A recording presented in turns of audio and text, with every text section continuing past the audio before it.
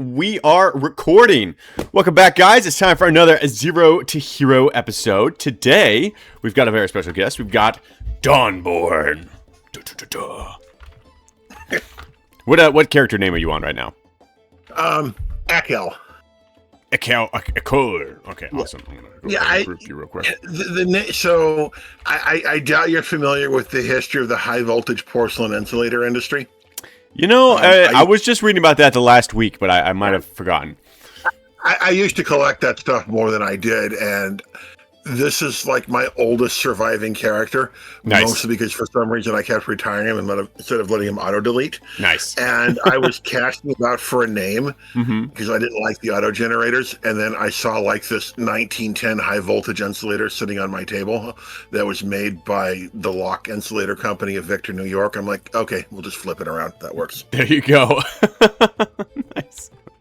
Nice. Here, go ahead and group self real quick.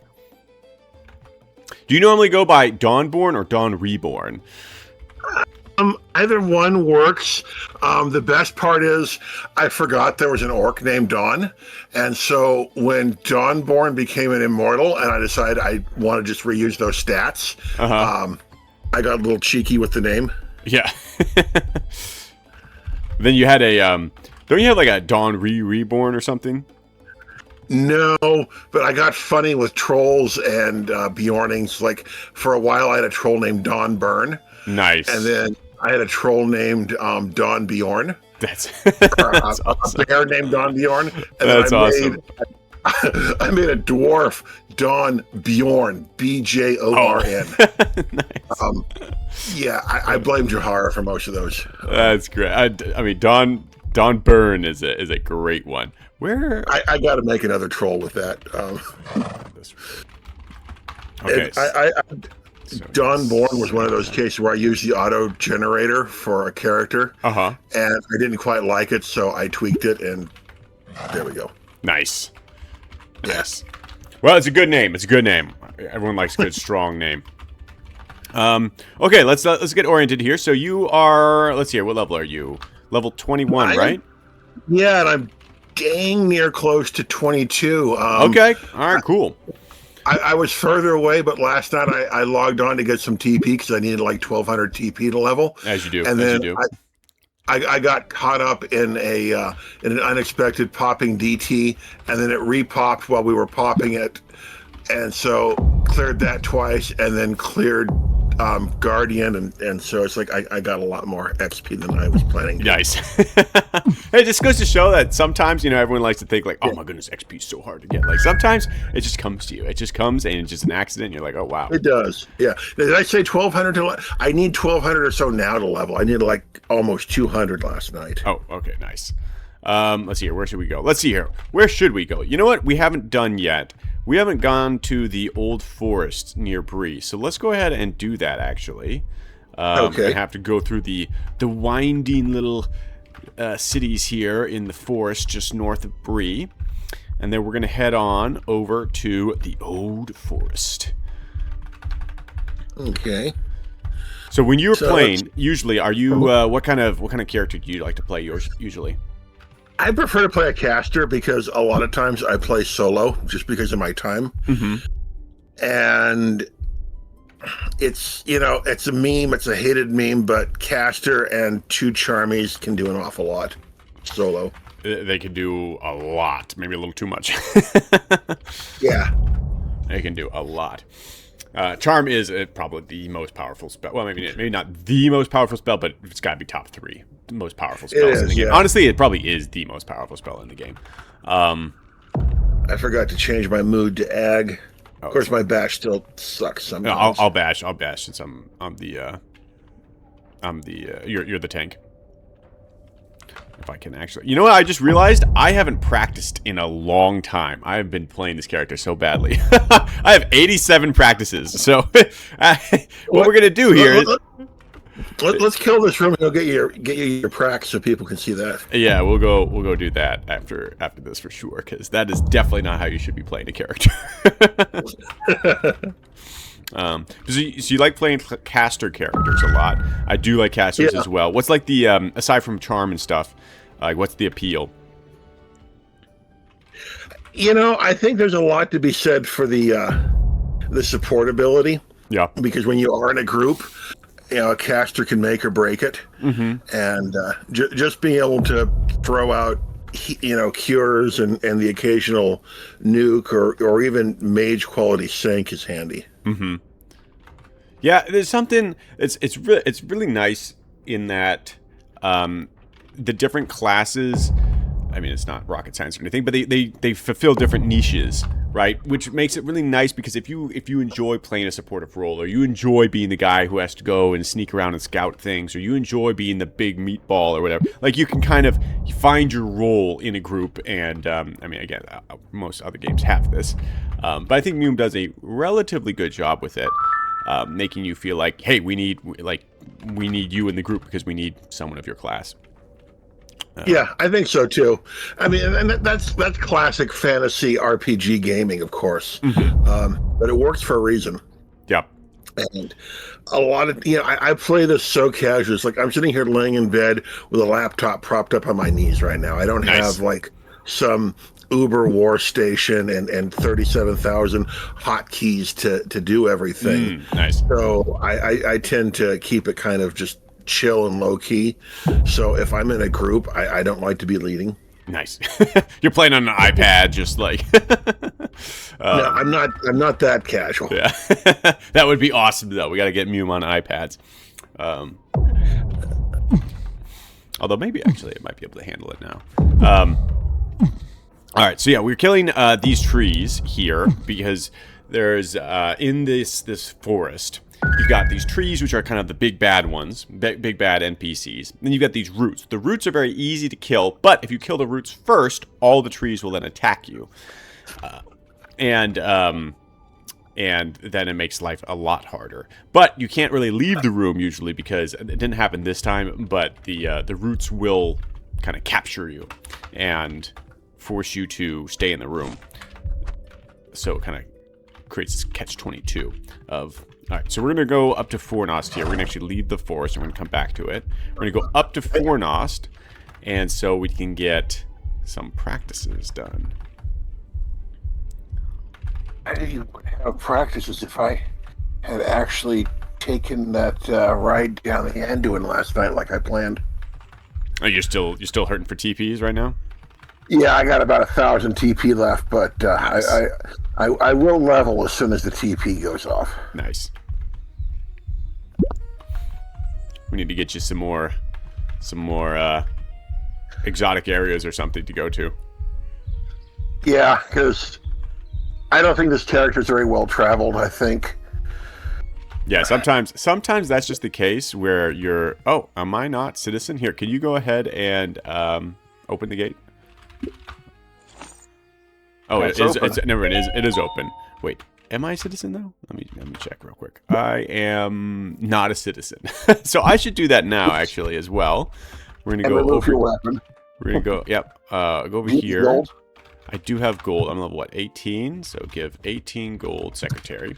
Generally speaking, you want to do this a lot earlier because the higher level you get, the more gold it costs to become a citizen of certain places. And so you can do it early for like a couple gold versus now 18 gold is a lot of money. So, all right, let's do some practicing. Okay, and then there's Tharbad. Yeah, we're not even talking about Tharbad. So what, like 100 gold to get a citizenship there? And it goes up. My caster, I was in a group and I kept telling people I was a citizen and nobody was paying attention. And all of a sudden they start killing guards. Oh, no. And, it was like 700 or so gold to replace. Oh my goodness. Yeah, it's a pain. Yeah, that was fun. It is a pain. All right. So we're going to practice. We got a ton of practices. So generally speaking, what you should be doing at this level is you should probably you might be wanting to get track as a warrior. We already have our bandages fine. Climb is, we probably need some more climb, but we actually can't get more climb here. Probably need some more swim as well. Wilderness is fine. But we're going to go practice some more warrior skills. For instance, Bash could be a bit higher. Currently it's, all right, 90%. Really at this level, we want to be, 95 is fine. Let's get a little bit more stabs. So we're up to Yeah, 95 I think is still fine as well on that front. You can max out, obviously, but you kind of generally want to balance your practices as you are moving up. So, got other places. And do you want to explain how when you're practicing something, you become less effective? Like, each practice becomes less effective the more you practice? Yeah, because I was just actually looking at my pracs here to see what I want to do when I level up, because I am at 103% bash already, and I've got 42 out of 43 available pracs, and as you can see, I still wasn't hitting those trees. So, you know, it's gotten less good with the pracs, and I need more levels. And the thing is, like, when you put your first practice into something, you get like 20 percentage points of that skill, and then your second one you get like 15, and your third one you get like 10 or something. You get a lot, right? But like, as you start getting up to, like, let's say you're like 90%, you know, each practice is going to give you 1 or 2% kind of a thing. Now it completely depends on your stats what it actually ends up being, but the point is that once you start getting up to like 100% or so, you know, you could put 3 practices in something and get 2% out of it, or 1%. And then it really does beg the question of, like, is this really that worth it? If you have the practices, it's totally worth it. But oftentimes, especially when you're leveling, you want to try to get your biggest bang for buck out of practices. So generally speaking, you don't want to max out things too early. But that's looking pretty good. It's not with warriors, though, because if you stay like focused on a single weapon skill, at some point you're just dumping pracs into every ranger and warrior skill that you can find. Yeah. But I'm not there yet. That looks pretty good. I've still got 24 practices. I generally, this is totally meism, I don't like to max out my practices. I like to keep some in reserve, just in case I need something, like someone's like, oh, let's say you're doing Willow and you don't have Bless, or you don't have Enchanter if you're a caster or something. It's just nice to, like, those, like, kind of transient spells or skills that maybe you need in a pinch, but you don't need all the time, to be able to just practice them at need. But a lot of people max out. And this position 24 is a lot, and you probably don't need that, but I don't really know what I need, and there's not a lot that's going to make a big difference. Yeah. I'm going to get Track. I'm going to go ahead and get Track as long as we're here. Track is a great skill to have. Do you have Track on a lot of your characters? I do, and I'm not awake enough. That's why I'm tracking right now instead of... I meant to type prac, and we were talking about track. It flowed right into it. In one ear, out your fingers. Yeah, I've got 55% track right now. Nice. All right, I'm at max. 70%. 70% is not good track, but it's enough that you can, like, if there's evil things about, and let's say you find a corpse or something, it'll give you a pretty good indication of if something's there or not. Oh, actually, you know what? As long as we're up here, you know what we can do? We can do some old Fornost. Things? Well, we can definitely do that. But yeah, we can do some old Fornost, which... Go to Rivendell and buy you a ruby. Oh, I'm on that lantern train. I like the lanterns. Rubies are nice. They are very nice. But I don't know. I kind of like... I don't know, they do take you out a little bit of the game, because it's just like a constant light source. I kind of like the lantern feel. But anyway. Going ahead and killing this Wraith. Oh, and I should probably wield a spear. That would help. Ooh, I also need to mend a little bit right now. I wonder if you're going to drop a dark broadsword. No, he's got a long sword. Some Wraiths out east, they do have dark broadswords. That might be useful for you if you're trying to get, like, the Lorien quest. This guy drops them very occasionally. Oh, does he really sometimes? Yeah. Oh, nice. Yeah, a little longsword there. Oh, we'll go ahead and get the longsword in case you want to sell that later. Let's go ahead and kill these thieves that are over here. Open Hidden Rock. This is a good example of these thieves will, as you can see, once we engage, they're panicking and attempting to flee. And because of that, you want to try to make sure you close the door behind you so that they can't flee, because otherwise you have to be chasing them around, which is a giant pain all the time.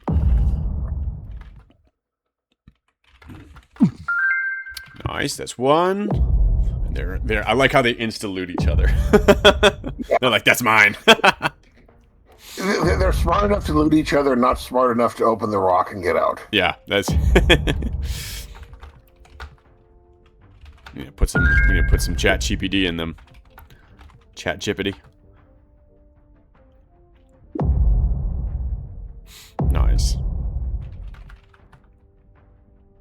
So how long have you been playing?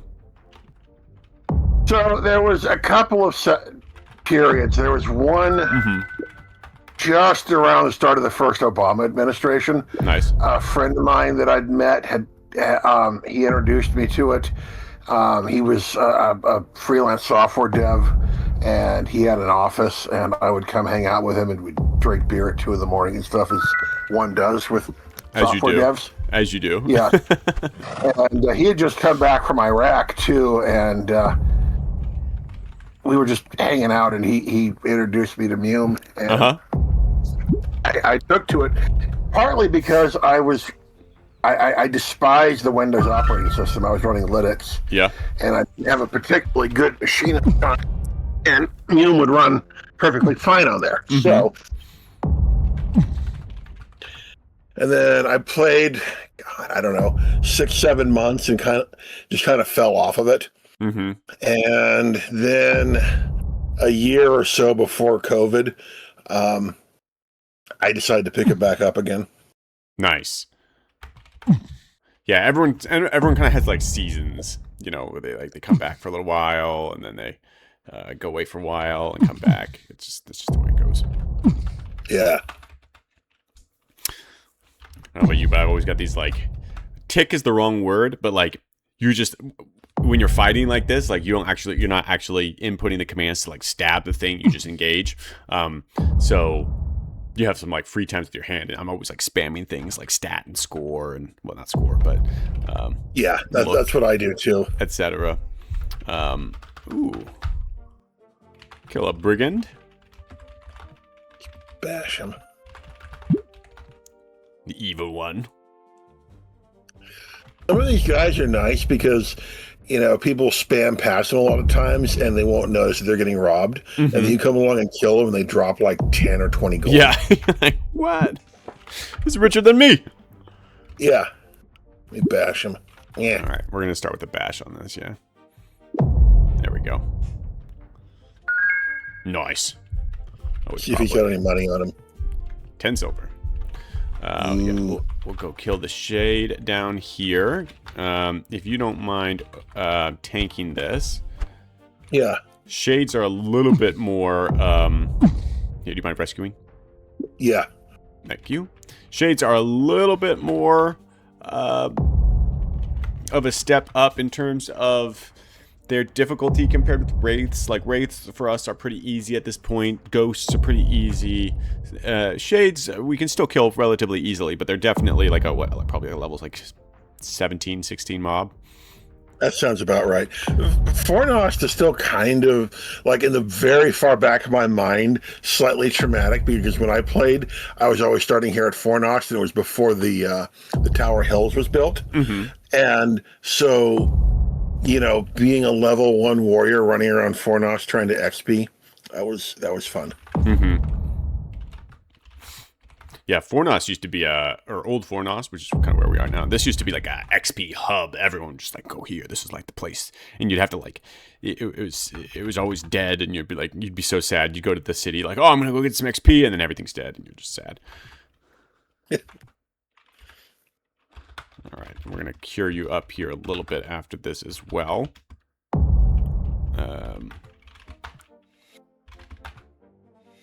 It's always good to try to stay as healthy as possible as we are XPing along. Helps our regen. Oops, I am failing. All right, so there's a ghost or a shadow here. Wait, a shadow. I thought it was a... Oh, I thought the ghost was... I thought it was a ghost. The shadow? Huh.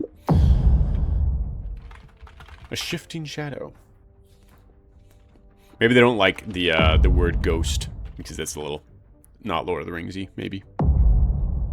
I thought ghosts were it's been a while. I could have sworn they mentioned ghosts in there.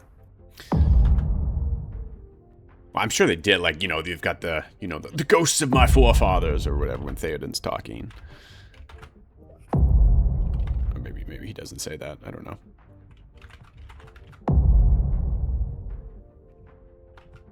All right. This is pretty good XP. Let's see here. We are... Oh, man, I'm actually very close to level. That was 5K right there.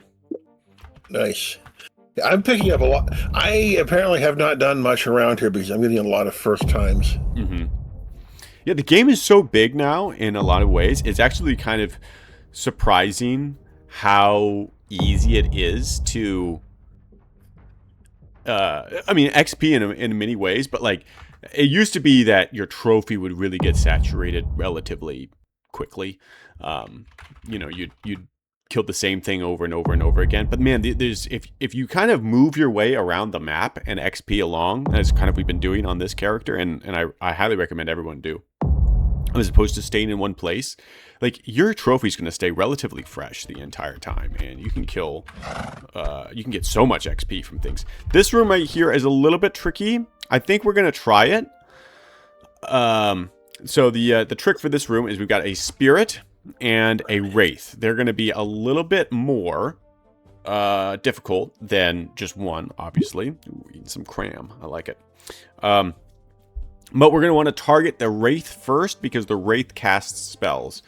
You can, I mean, you can, and we want to interrupt it. And you can interrupt it a bunch of ways. We don't have a lot of interruption tools, so we're just going to hit it here. So I'm going to go ahead and cure you once or twice. And then we're going to go east. I'm going to hit the wraith. And then you just rescue me. Nice. Okay. Man, this room, I used to hate this room on low levels. Yeah. I don't know how many times I've mobbed that stupid spirit soldier. It's the wraiths for me, because they cast these spells. Like, you'll just be sitting there, and all of a sudden you eat a lightning bolt, and you're just like, no!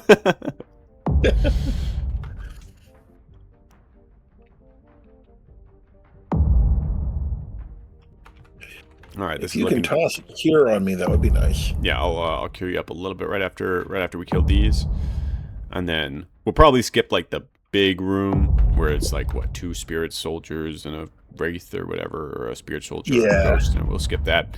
But there's plenty of solo mobs that we can go kill. And as we've mentioned several times, when mobs are solo, that means that they are going to take more damage from you if you're in a group, because, well, actually, they're not going to take more damage. They're going to take the same amount of damage from you if you're in a group. But the point is, you want to parry split them, but if there's multiple of them hitting you, then you're the one being parry split, and that sucks. So, yeah, you're wounded here, so I will cure you up after this, and then I'll tank some of the stuff coming up here. And we should go ahead and loot all the stuff that was dropped on the ground here. Let's see, what do we got? We got a bunch of daggers and a bunch of spears, so I'm going to give all spear. I've got a decent amount of gold because I looted Dark Tower twice last night. Oh, nice. Nice. This is 2 spirits. I don't think we want that. And I don't think we really want this either. So we're going to spam past these guys, actually. And so we can kill the warrior here, who is solo. Yeah. I wouldn't let you buff for a bit because I'm still hurt. And just let me know if you need a rescue. Yeah. Ooh, level up. Nice. We are level 19. Man, this is happening so fast. I've already picked up another 96k XP. Right? It's fast. It is real fast. And only 53 TP. Mm-hmm. Yeah, that's it. Well, this area is pretty. There's not a lot of TP to get in this area, I think. Yeah, I was walking on frozen rivers and stuff last night, and then my mount got really tired, and I decided to see if DT was popped or not for Whiteside, and it was in the process of being killed, and that's, you know, I suddenly got caught up in that. Mm-hmm. So we got another spirit soldier here. And then we're going to have, I think, a different type of spirit of the arcane to the north. And he's another caster. And there should be some more skeletons walking around here.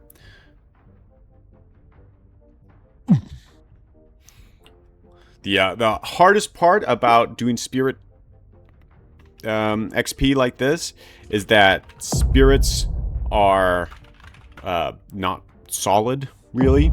And so if they aren't wearing something that you can knock them over with, like a shield or a something solid, you know, like a breastplate or something, then you can't bash them. And bashing is so useful because not only does it allow you to do more damage to them, and of course they can't flee and stuff, which is not that important for XP, but it means that they can't hit you, right? So you're saving a lot of hit points by keeping things bashed. Yeah, it's for a couple of levels now. I've been able to solo Old White on this character. Yeah, and being able to bash the Old White is a game. Yeah, when you can't bash things, things tend to hurt a lot more than you expect for like no reason. Well, not for no reason, but you'll be like, it's just level 13, whatever. I can handle this, and then you can't bash it, and it's like, oh, this sucks. Right. Or it's like, yeah, you can be just cruising along in let's say a legend group, and, you know, you're just murdering things. You got 4 people in the group. You've got a tank, and you've got, maybe like, you know, a warrior and a couple casters behind it, and you're just mowing down cave bears and stuff, and you're like, we're the best, right? But if, like, your basher rents, and now it's just, like, I don't know, let's say it's a combo who doesn't bash is the one who's tanking, and you've got a couple casters behind it, and you don't have charmies for that bash, all of a sudden, like, XP gets infinitely harder. Yeah. I keep wanting to hit color spray shortcut right now. Yeah. We're gonna kill these spiders. These are pretty simple spiders, and they do poison, but not very much. Here, can you rescue again? There we go. I hate spiders. Not a spider guy. You know what? I can agree with that. I can agree with that. Tolkien had some horror with spiders because they show up so much. Well, he was onto something. They're creepy. Yeah, and I'm just trying to figure out where he experienced creepy spiders, either in the English countryside or out there somewhere in France during the war. Yeah, he met a couple brown recluses, and he's like this. Yeah, chilling in the trench there, and then all of a sudden there's like some nasty spider. Mm-hmm. He was an officer too, so he would have had a nice corner of the trench. You ever see an officer's dugout in a World War I trench? I have not. It's actually kind of sweet because they would dig off to the side, and it's it's kind of isolated, and there's like, you know, tables and chairs, and it's the finer things in life. Yes, I mean, you're still in a trench, but you know, you've got a place to sit down and have a sort of ready room. Mm-hmm. And then the next morning, you're scrambling up over the top, waving a Webley pistol around while blowing a whistle and hoping for the best. Naturally. And meeting some cool spiders, apparently. So yeah.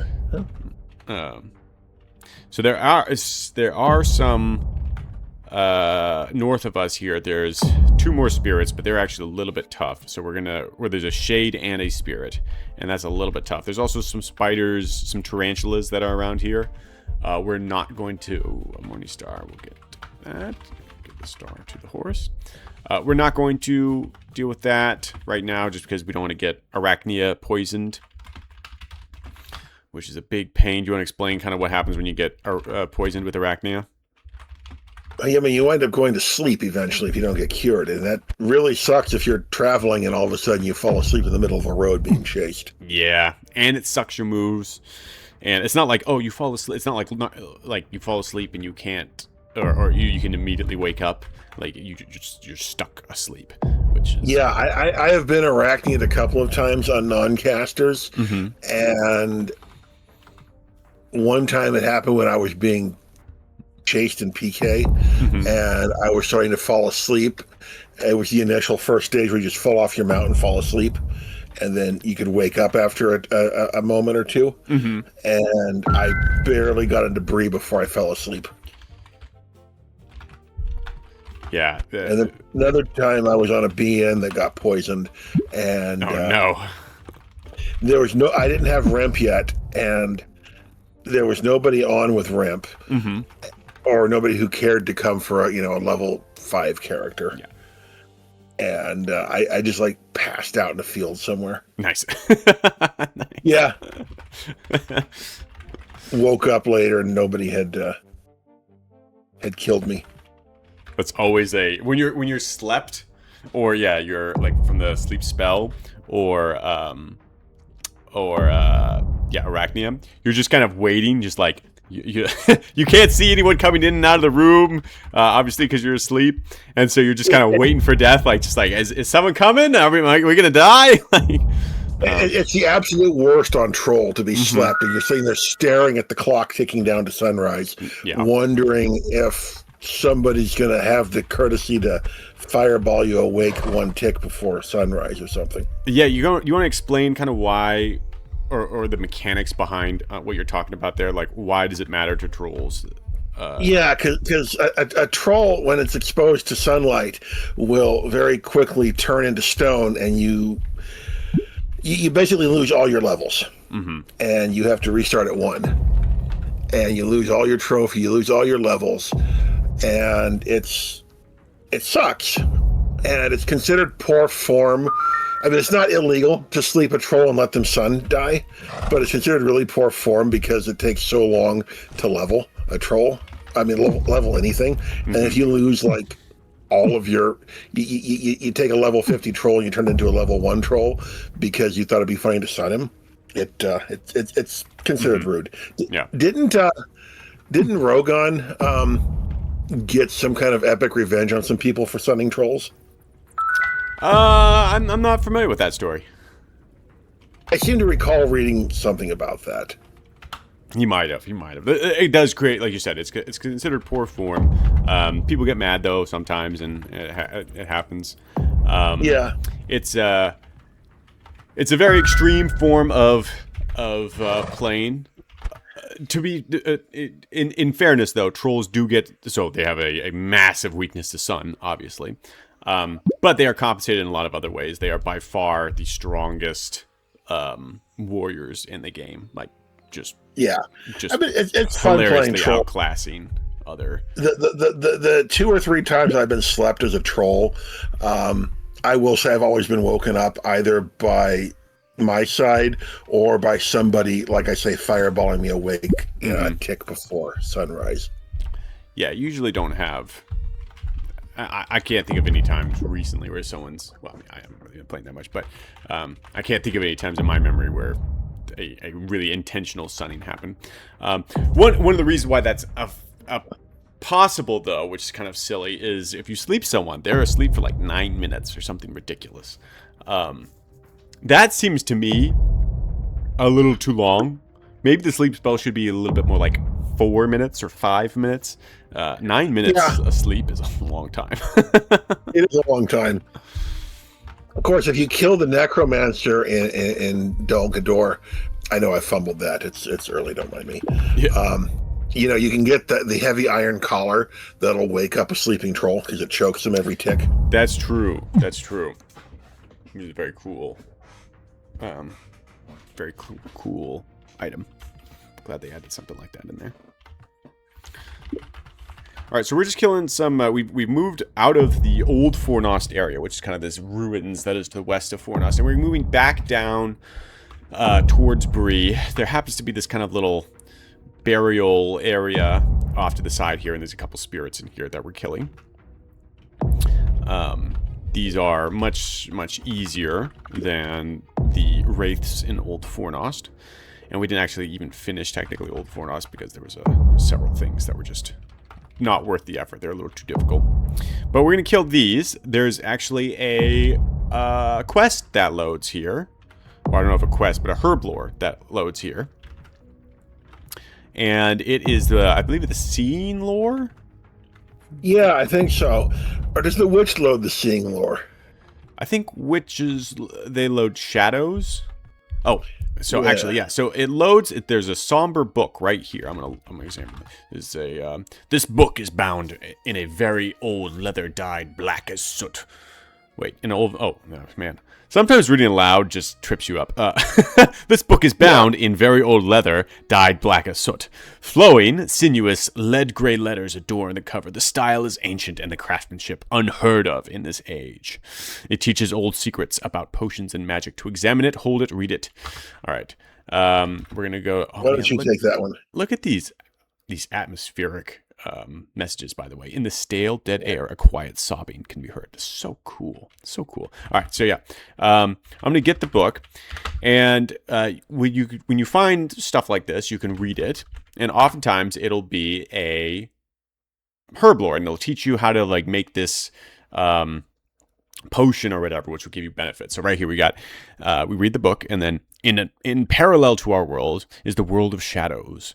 I think they're kind of referencing kind of like Frodo's situation when he was in the ring shadow world, whatever, where the undead and lost souls walked. Potent magic can create gates to this world, and the necromancer has servants who live on the edge of the two worlds. Definitely a reference to the Nazgul. Other undead creatures such as skeletons animated by foul magic live also on this edge, and their bones can be used as a key to the world of shadows. Oh, it is shadows lore. So seen must be at the witch. You were right. And then to concentrate the potency of these bones, one must take a base of powder from a cinnamon stalk and mix a few rosemary, blah, blah, blah, blah. Anyway, it goes through and tells you how to make this thing. And then if you type herb lore, now you can see, oh, we have the shadows herb lore. And if I type herb lore shadows, it basically says it again and tells me what I need in order to make this herb lore. Which again, crap me up though is the book makes it sounds way more awesome than it is because it's just basically Shroud. Yeah, it gives you 2 dodge bonus for a little while. It is a little underwhelming though. It's a very old one, and like you look at something like that compared to traveling, and you're like, this is very useless. Useless is the wrong word, but underwhelming might be is maybe the better word. I think the problem is, though, it dissipates, as soon as you get into combat fairly quickly. So Shroud? Yeah. I think it has been so long since I have actually used the Yeah. It does. Ooh, all right. So we're going to kill these because I need to get some meat here because I'm hungry. I've got meat pastries in my pouch here. You could have just asked. Oh, well, we could do that, but I also have a pan. You know what? I think I'm gonna cook some bear meat. That's what we're gonna do. Okay. Well, you do that. I think my cat wants to go outside now. Oh, so yeah. I'm gonna go ahead and do that for a second. Yeah. I'll hold down the fort. Go ahead and make a little campfire here. I've got my pan equipped. Let's go ahead and cook a little meat. Cooking meat is we've talked a lot about cooking recently.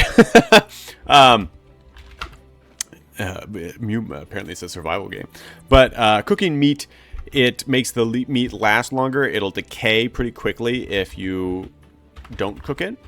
As a matter of fact, I think back when we were doing Old Fornost, you might have seen a message that was like, some venison decays in your hands or whatever. I lost some meat because I didn't cook it. It also fills you up a lot more. So the same amount of meat will completely fill you up versus like partially fill you up when it's cooked. So we got a little bit left over here. Maybe I'll make a casserole out of that as well. Oftentimes killing bears and butchering them, we're going to go ahead and kill this bear. We don't, at this level, we can pretty much handle it ourselves. So it'll be a little extra XP here while we wait. But they also load bear furs, and bear furs can also be sold, and they can also be worn. I don't think they really provide many stats at all, but it's a little something. It's a little something. It's a little something. Okay, and you're back, wonderful. Yep, like MacArthur, I have returned. Oh, there you go. Just killing this bear here. Got plenty of extra meat. Oh wait, there's a cup of coffee on the ground. I'll drink a cup. Nice. You know if coffee has an effect or if that's just an RP kind of thing. Because I honestly think that if you're drinking coffee or tea, you should get some kind of bonus for a couple of ticks. It would be cool. I'm pretty sure for coffee there's no effect. Drinking alcohol does have an effect for sure. Yeah, coffee should give you like a temporary copy your t-shirt, you get like a temporary MP boost or something, but then you also get a temporary, jittery or something. Yeah. All right, we're back in the old forest now. Let's go ahead and kill these trees, and hopefully it'll go a little bit better now that we've got our practices all taken care of. Oh yeah, look at that. We're just bashing, no problem now. Bashing so well. And we've mentioned. So, oh, go ahead. I was just wondering what is. I'm assuming you're keeping basically a warrior for your character. Yes, this is just a classic Rohirrim spear wielder warrior. Nothing fancy. I think these are default stats from the stat generator. Stat generator's gotten pretty good. Yeah, it absolutely gives you very reasonable stats. I actually really like the stats it gave me here. Can you go ahead and hit the next tree? Yeah. Let's see here. I've got... that's not what I want. 18... Well, actually, I need that. That's the wrong one. It's... Yeah, 18 strength, 11 intelligence, 12 whiz, 16 dex, 16 con, 12 will, and 14 per. These are not by any means good or like great optimized stats for a warrior in terms of like being the best warrior ever. But they are very, very, one, playable and very comfortable, right? Like, you're not going to have the most hit points in the world. You're not going to be the best at your weapons or whatever, but you're going to be pretty good, and you're going to have plenty of mana for cures, and you're going to be able to track well. Like, it's a very comfortable set of stats, which I think the stat generator does a good job of making things comfortable. Yeah, because if you want something that's extremely optimized, then you can roll that yourself. But if you want ye old average warrior or caster or something... Mm-hmm. I seem to recall the first time I played Mume, the stat generator wasn't so great. Yeah, I think there was a time where you're just like looking at it, you're like, okay, well, I'm not doing that. And I think we've all experimented with stats a fair bit. We're actually going to stop here for a second. We're going to camp, and